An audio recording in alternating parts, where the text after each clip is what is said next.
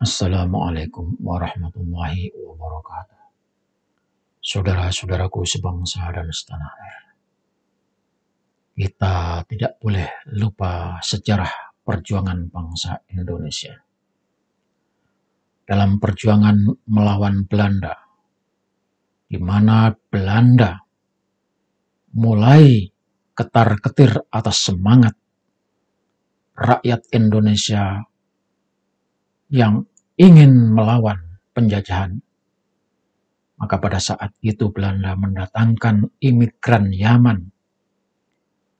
Orang-orang yang ngaku-ngaku sebagai keturunan Nabi Muhammad SAW itu didatangkan ke Indonesia dan diberi tugas untuk membungkam perjuangan, untuk mempengaruhi pribumi agar patuh kepada pemerintahan Belanda.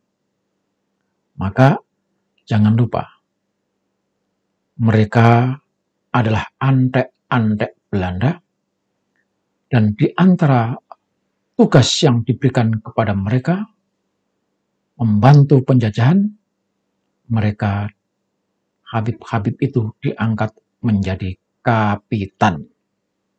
Oleh sebab itu, supaya saudara-saudara tahu, inilah sejarah kapitan keturunan Arab imigran Yaman yang sekarang ngaku-ngaku sebagai cucu Rasulullah, padahal cucu Yahudi.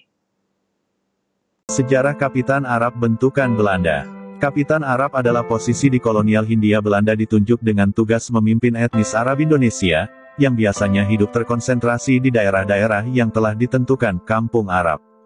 Peran mereka adalah sebagai penghubung antara masyarakat dan pemerintah kolonial, memberikan informasi statistik untuk pemerintah Hindia Belanda pada isu-isu yang berkaitan dengan masyarakat keturunan Arab, untuk menyebarluaskan peraturan-peraturan dan keputusan pemerintah, dan untuk menjamin pemeliharaan hukum dan ketertiban.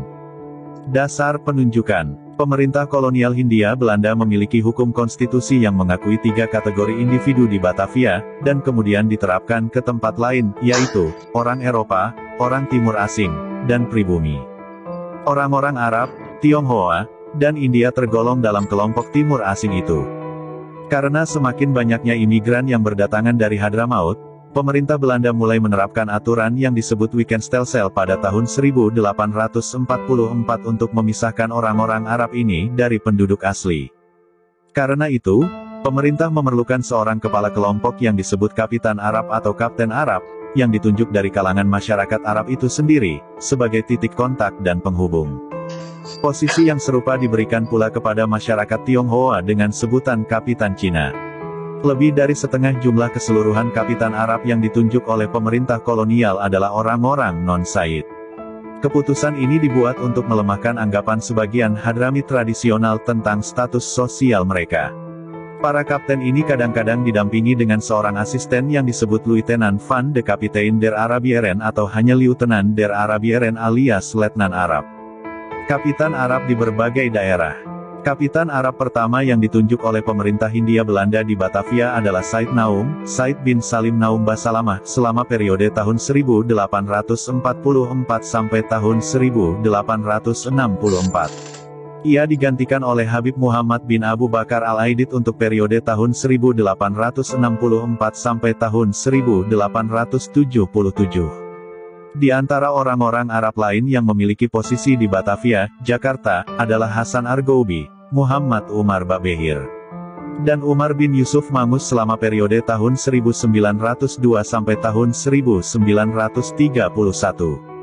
Umar Mangus adalah seorang pedagang kaya dan memiliki bisnis properti. Sebagai jasanya menjabat posisi Kapitan Arab, Umar dianugerahi gelar kehormatan The Ridder in the Orde van Oranje Nassau, Ksatria Orde Orange Nassau. Dia dilantik pada tanggal 28 Desember tahun 1902 dengan Syekh Ali bin Abdullah bin Asir sebagai letnan Arabnya. Sebelum Umar Mangus diangkat sebagai Kapitan Arab, sebagian besar orang Arab telah memutuskan untuk memilih Syarif Abdullah ibn Hussein Al-Aidrus, seorang pedagang kaya yang terkenal karena kemurahan hatinya dan memiliki perilaku yang baik serta menonjol di antara orang-orang keturunan Arab dan Eropa. Banyak orang berpikir bahwa dengan adanya hubungan dekat dengan orang Eropa, ia akan bersedia menerima posisi jabatan sebagai Kapitan Arab. Pemerintah kolonial terus mendesaknya untuk menerima posisi itu, tapi ia dengan tegas menolaknya. Dia tidak sendirian dalam keputusannya itu, karena penolakan ini mendapat dukungan dari para orang tua Arab terhormat. Menurut Snoek Hurgronje yang melakukan penelitian pada tahun 1901, pada masanya pemerintah kolonial Belanda mengalami lebih banyak kesulitan dalam menunjuk Kapitan Arab karena ketika itu masyarakat Arab lebih banyak yang berstatus peranakan, muwalat, yang kurang atau tidak memiliki otoritas dibandingkan dengan yang berdarah murni Hadramaut Wulaiti. Kelompok yang akhir ini jumlahnya telah semakin berkurang. Di Cirebon, Kapitan Arab ditunjuk pada tahun 1845. Seperti di Batavia, kampung Arab di sini pernah menjadi tempat tinggal para Gujarati atau mungkin dari Bengali juga. Pada tahun 1872 daerah koloni Indramayu lepas dari administratif Cirebon, dan karenanya kemudian ditunjuk seorang Kapten Arab pula. Di Banjarmasin pada sekitar tahun 1899, Kapitan Arab yang ditunjuk adalah Said Hasan bin Idrus Al-Habsyi atau lebih dikenal sebagai Habib Ujung Murung. Penerus Said Hasan sebagai Kapten Arab di Kalimantan Selatan adalah Alwi bin Abdullah Al-Habsyi, yang kemudian pindah ke Barabai. Demikian pula, di Tegal, Pekalongan, Semarang, Surabaya, Gresik, Pasuruan, Bangil, Lumajang, Besuki, Banyuwangi, Surakarta, Sumeneb, dan berbagai tempat di Nusantara masing-masing memiliki Kapitan Arab. Salah satu alasan pemerintah kolonial melakukan ini adalah untuk memisahkan orang-orang Arab dari orang-orang pribumi. Di Pekalongan, salah satu Kapten Arab adalah Hasan Saleh Argubi.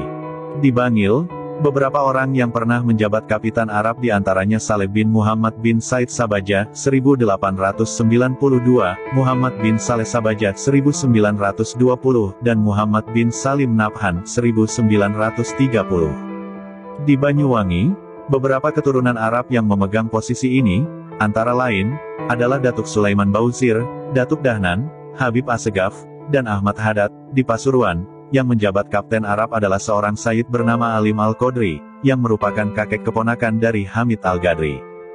Di Gresik, Kapitan Arab pada tahun 1930 adalah Fahmi Hussein bin Muhammad Syahab sementara Kapitan Arab Surabaya adalah Salim bin Awab bin Sungkar, yang memiliki tanah yang luas 86.500 meter persegi di pusat kota Surabaya, Ketabang Barat. Menurut dua wisatawan Bahai yang mengunjungi Makassar pada tahun 1885, seorang orang Iran yang bernama Sulaiman Hantunukabani, yang dikenal sebagai Jamal Effendi, dan rekannya seorang India Irak bernama Said Mustafa Rumi Kapitan Arab di Makassar pada saat itu adalah Said Ali Matar. Di Palembang, sebagian besar Kapten Arab, menurut keterangan jika tidak semua, tinggal di Kecamatan 13 Ulu, seberang Ulu, Sungai Musi. Tidak ada catatan yang diketahui mengenai siapakah Kapten Arab yang pertama, tapi Kapten Arab terakhir adalah Ahmad Al-Munawar, wafat tahun 1970, atau yang lebih dikenal dengan panggilan Ayib Kecik, Sayyid Kecil, atau Yipcik. Sejarah Kapitan Arab bentukan Belanda. Kapitan Arab adalah posisi di kolonial Hindia Belanda ditunjuk dengan tugas memimpin etnis Arab Indonesia, yang biasanya hidup terkonsentrasi di daerah-daerah yang telah ditentukan kampung